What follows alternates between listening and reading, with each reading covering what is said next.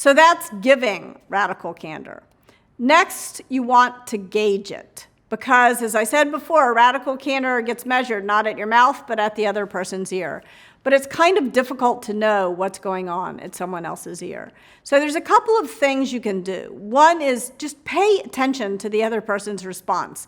Don't get so focused on what you're saying that you're ignoring the other person. And then you want to choose the correct vector on the radical candor framework. So what do I mean by choosing the correct vector? Start in kind of a neutral place. You don't want to start all the way at the outer edge of challenge directly, but you do want to make sure you're above the line on care personally. And then you want to pay attention to how the other person responds. Now, sometimes the other person will be sad, and that'll make itself manifest in a variety of different ways. So when someone is upset, the last thing you want to do is back off your challenge, because now you have confused them and wound up in ruinous empathy.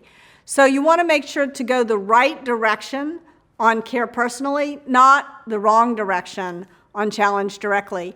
And yet it is so human and so normal to just back off your challenge. Someone looks upset and say, oh, it's no big deal, it doesn't really matter. When I worked at Apple, it was incredible. We would hire these actors to do the role play. And the reason why we hired actors is because actors can cry on command.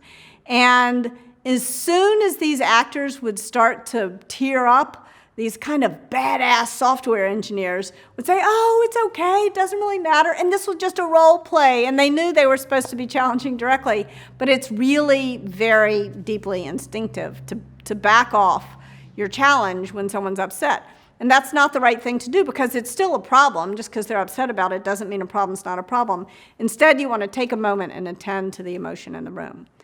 Now, sometimes the emotion is not sorrow, it's anger. This is my very sophisticated graphic for someone yelling at me. It's not throwing up. I've had a lot of situations where someone's yelled at me when I've given them feedback. I've never, fortunately, had anybody throw up.